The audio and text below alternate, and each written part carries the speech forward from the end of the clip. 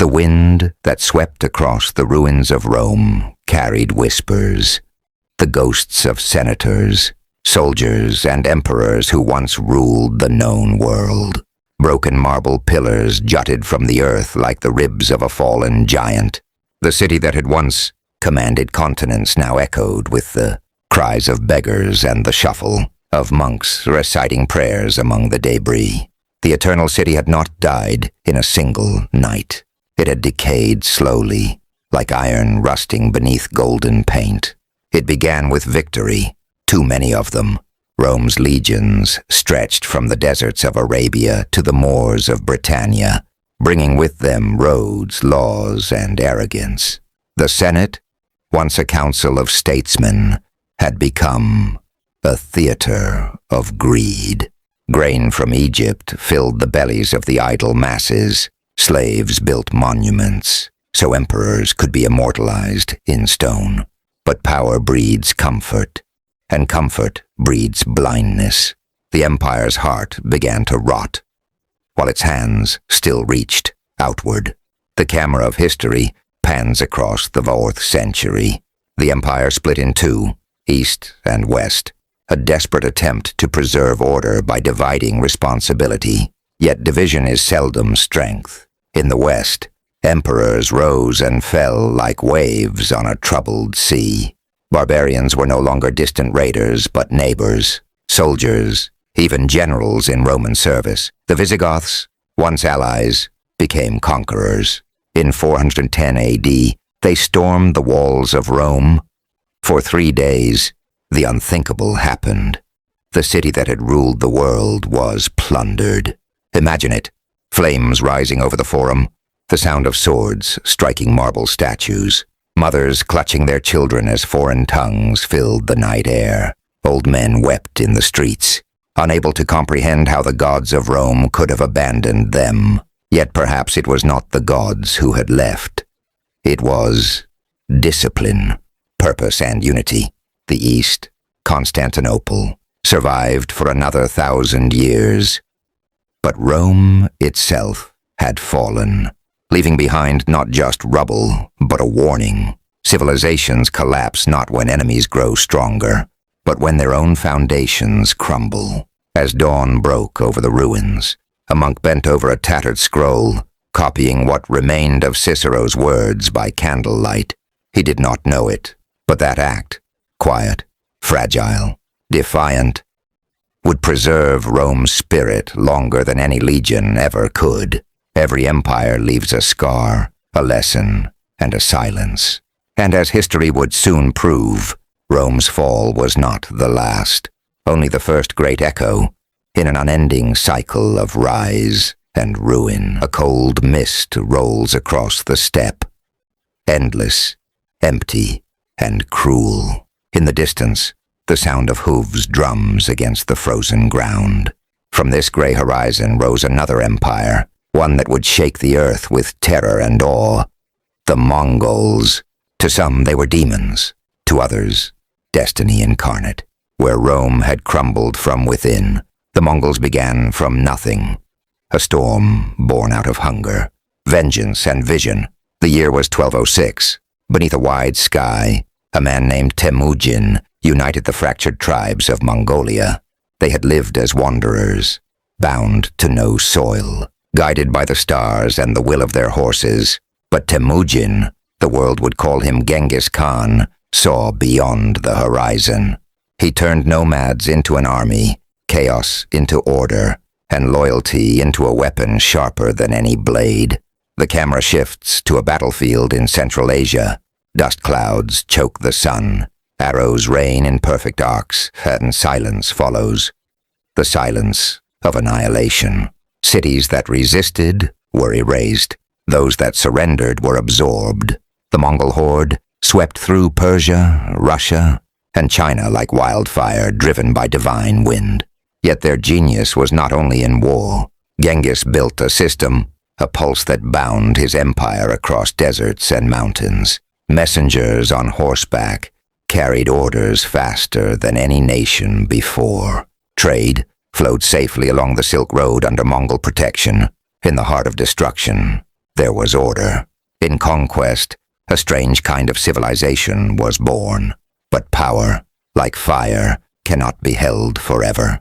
When Genghis died, his sons and grandsons inherited not his unity, but his ambition.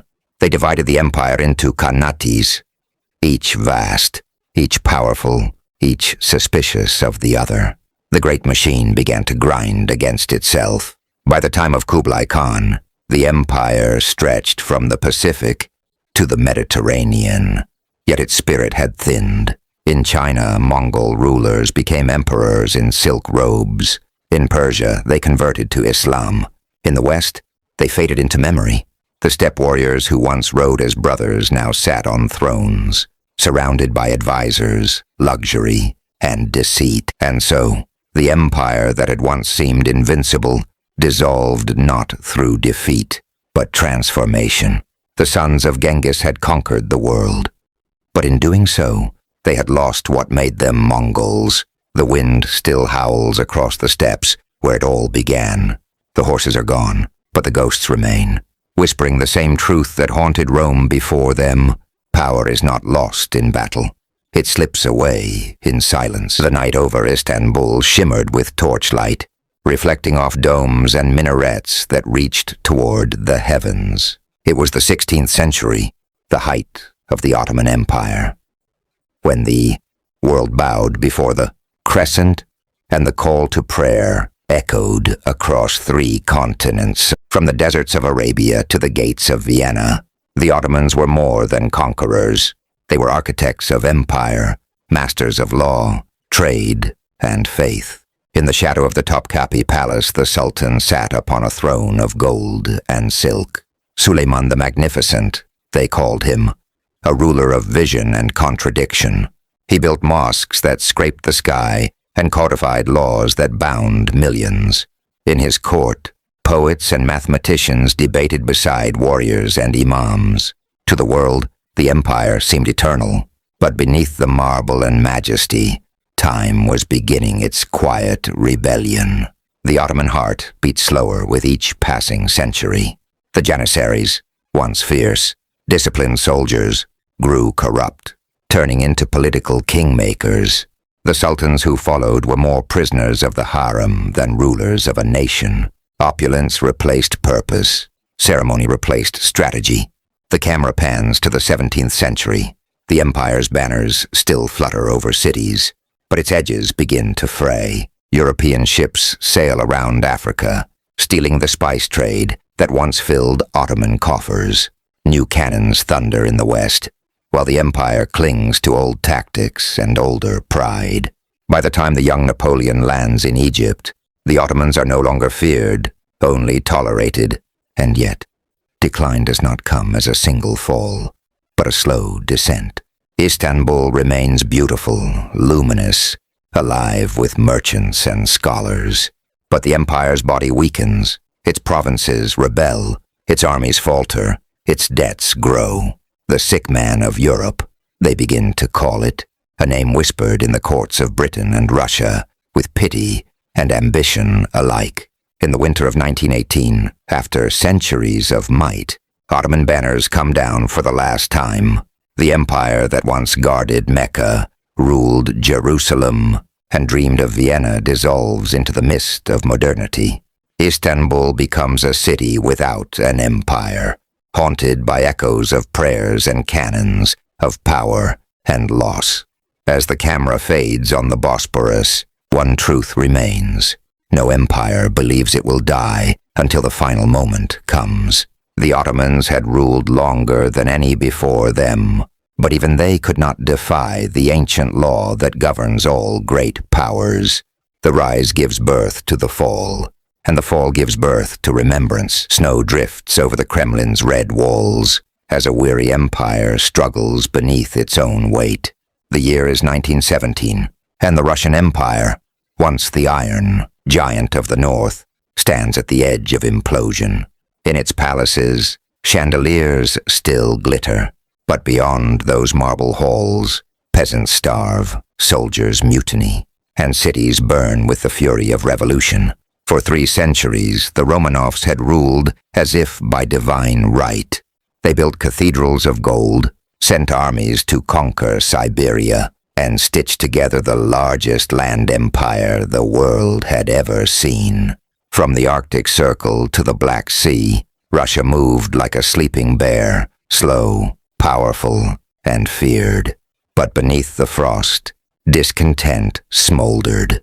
The empire's heart, stretched too wide and ruled too tightly, began to crack. We see the face of Tsar Nicholas II, tired, uncertain, a monarch lost in an age that no longer believes in monarchs.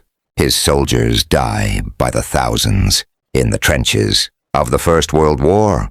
Trains carrying food never reach the starving villages. In Petrograd, workers fill the streets chanting for bread. Not freedom, but revolutions have a way of offering both. The camera shifts to a storm of red flags and gunfire. The Winter Palace is breached. Portraits of emperors are torn from walls as the centuries old. Monarchy collapses in a single night. The empire's vast territories, once symbols of pride, now fragment into chaos. Civil war erupts. Villages burn. Brothers fight brothers. From this darkness rises a new empire, one that promises equality, but delivers iron. Control, the Soviet Union. Its birth is baptized in blood, yet it carries the same paradox as those before it.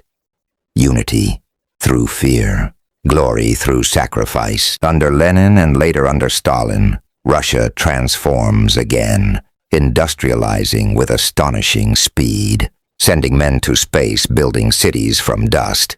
But the price is enormous. Millions vanish into prisons. Famine stalks the countryside, and truth itself becomes a casualty of power. Decades later, the empire that claimed to have conquered history begins to fracture once more. The red banners fade as cracks form in its foundation. Economic stagnation, rebellion in its satellite states, and the silent defiance of its own people. In 1991, as the Soviet flag is lowered for the last time over the Kremlin, the world watches in awe. The empire that had risen from the ashes of czars and revolution had itself fallen, undone not by war, but by exhaustion, by the same forces that had destroyed Rome, the Mongols and the Ottomans before it. As snow falls over Moscow once more, the city sleeps beneath ghosts of 3 empires, each believing it would last forever, each now only a chapter in the book of impermanence. Night descends over a skyline of steel and glass. The hum of machines, the glow of neon, and the endless pulse of global trade fill the air. It is no longer Rome or Constantinople or Moscow. It is us, the modern world, born from the ashes of every fallen empire before it, now stands at its own summit. From New York to Beijing, from London to Dubai, nations compete not with swords and legions, but with data, markets, and influence. Yet the question remains the same. Can even this era of progress escape the pattern written into history's bones? The 20th century ended with a sense of triumph. The West had won the Cold War. Democracies flourished. Technology connected continents, and people believed they had outgrown the age of empire. But empires do not always vanish.